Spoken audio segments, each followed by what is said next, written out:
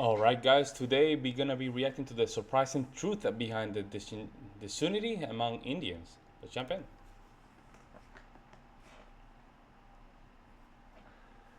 The various indigenous peoples fought among themselves for access to European trading posts, where beaver furs could be traded for goods from across the Atlantic. Among these goods, perhaps the most fateful were guns and liquor.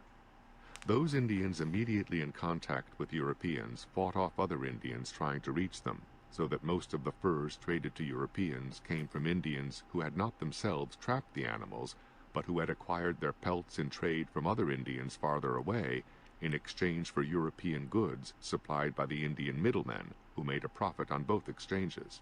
Thus the Cree Indians on the shores of Hudson's Bay became middlemen in the fur trade, and the Iroquois, who dominated the region between the Alleghenies and the Great Lakes, cut off the Ottawas and the Hurons from Quebec and Montreal. In order to get around the Iroquois, the French ventured farther west. More than trade alone was involved. Because access to Europeans meant access to European firearms, this caused a shift in the military balance of power among Indians. The Cree Indians, for example, acquired more than 10,000 firearms from the Hudson Bay Company between 1670 and 1689, not counting the additional firearms they were getting in trade with the French.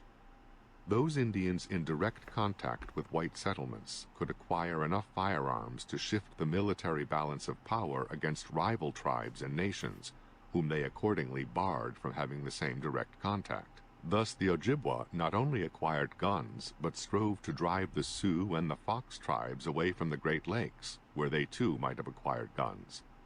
These guns could of course also be used against the white settlers, and often were. But a limiting factor for the Indians was that they needed the settlers not only to supply firearms, but also to Ammunition. repair them and to Yeah, supply ammunition. ammunition. In an outbreak of warfare between Indians and whites in 17th century Massachusetts, for example, the Indians won more battles, but the whites won the war when the Wow. Indians' ammunition began to run out. In general, warfare between whites and Indians was less common during the colonial era than warfare among the Indians, fighting with one another for access to European settlements. Indian tribes. Isn't that the Indians were still having some battles even the beginning of the 20th century?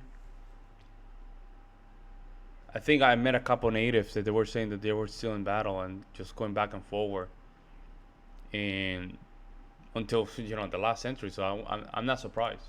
Or nations determined to break through rival tribes or nations who held them at bay from the European trading posts, launched attacks and invasions to gain the coveted access.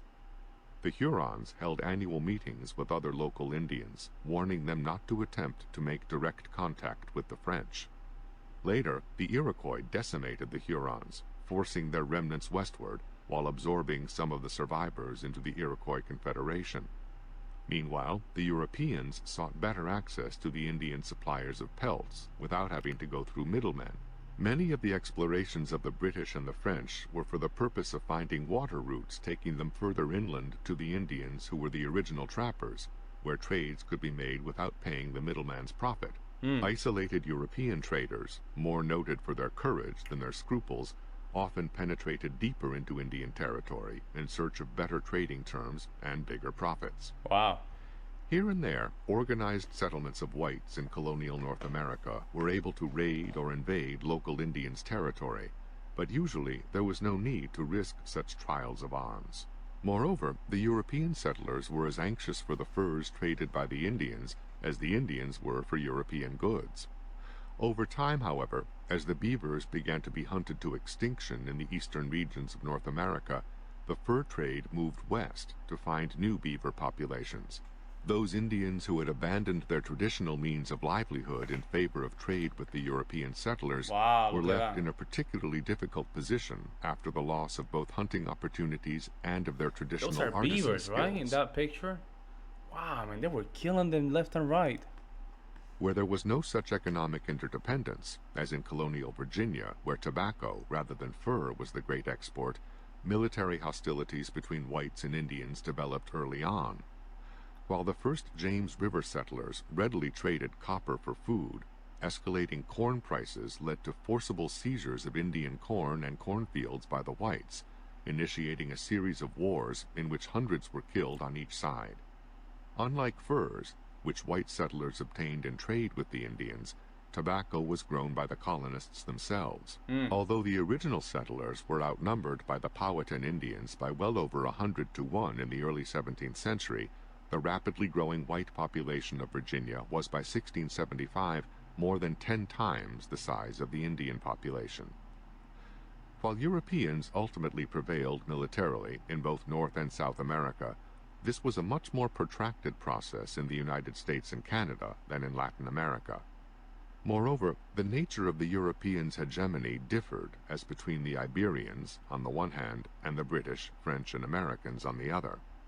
In particular, the colonies of transplanted British and French communities in North America remained a largely insular world of their own, with Europeans living in European communities and Indians living in Indian communities, however much the boundaries between the two might move over the years, and however much interaction.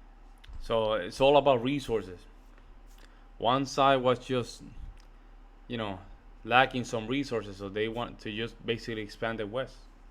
That's what it seems like. There might be in the frontier zones between the two. Seldom was there a situation such as that in Spanish America, where a European overlord class lived directly off the work of the indigenous peoples living in European-controlled territory. The exchange of Indian land for European goods was seldom an individual transaction. That is, individual white settlers did not usually buy land from individual Indians and go live in the midst of Indian communities. Rather, officials of the colonial settler governments purchased large tracts of land from Indian tribes and then subdivided it among individual white purchasers. Indeed, all colonial governments at one time or another banned individual land purchases from individual Indians because of the legal and other complications this could cause. Even after the white population grew larger and more powerful in colonial North America, expansion into Indian territory seldom took the classic form of conquest of one sovereign nation by another. The drive for expansion into Indian lands was often led by freelance adventurers rather than by government military forces. Under So frontier probably a couple folks were just going through, they were moving towards the west. All of a sudden, the Indians would just see these settlers, and they would tell them, "You better get off on land." They would say, "No, this is not your land." And that's when they start shooting each other. conditions, even governments on the scene had only limited control of all the people nominally under back their then, authority. almost those regions, there were no government. No government, just a plain piece of land. As late as 1792, Thomas Jefferson wrote in a letter, "I hope, too, that your admonitions against encroachments on the Indian lands will have a beneficial effect. The U.S. finds an Indian war too serious a thing to risk incurring one merely to gratify a few intruders with settlements, which are to cost the other inhabitants of the U.S. 1,000 times their value in taxes for carrying on the war they produce. I am satisfied it will ever be preferred to send armed force and make war against the intruders as being more just and less expensive." Control on the Indian side was not necessarily any more effective, in part because many North American Indians did not have the kind of governmental structures to control their own people that Europeans did. Chiefs selected to lead hunts or to lead wars had no permanent power to impose their will on the whole society. Yeah, because what are you going to tell them? No, hey, the chief tell you, "Hey, man, you better go here and do something." The Indian will probably tell them, "Hey, F you, I'm not going to do anything, bro. You're going to fight that war. I'm not going to fight that war." They don't have a governmental structure. That makes sense. Braves saw their lands invaded by whites, they could strike back and thereby unleash a war between the races, regardless of what more cautious advice might be given them by their elders. Under these circumstances of uncontrollable groups on both sides, outbreaks of frontier warfare between Europeans and Indians did not always depend on decisions made by leaders on either side. The French had a somewhat similar problem with individual entrepreneurs in the fur trade, who in effect extended the European settlements beyond bounds considered militarily defensible.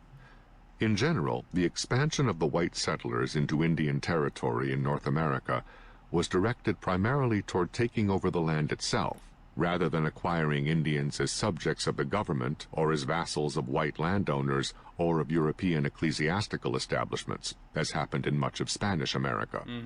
One consequence of this difference was that Indian and European races were much less mixed in British North America than in Spanish America, where a substantial part of the entire population was of mixed blood after 3 centuries of rule by the Spaniards. Yeah, a lot of native, and even in the South, even here in the North and the Midwest, they're all mixed up. They're all mixed up. You can see the Indian with blue eyes. So because the advancing Europeans did not generally acquire sovereignty over the Indians living on the invaded territories, the Indians forced off these lands retreated to new lands, where their sovereignty remained more or less intact. Thus, a century after the United States was formed, there were still Indian nations capable of fighting the U.S. Army and of defeating Custer at the Little Bighorn. Only after the American nation spread from the Atlantic to the Pacific was federal sovereignty imposed on Indians still living in their own enclaves. very interesting, very interesting. And yeah, and they're part of the United States now, but back then, and you know what? I'll be honest with you, because we had the same problem with Puerto Rico. They always tell the same story about the settlers. Listen, man, it is what it is. At this point, it is what it is. It's like still being mad about your ex-girlfriend after 10 years. It's ridiculous, right? Yeah, that's how this sounds, ridiculous. I understand what your ancestor went through, but hey, man, if you want to just conquer the United States again, good luck. Let me know what you guys think. I'll see you next one.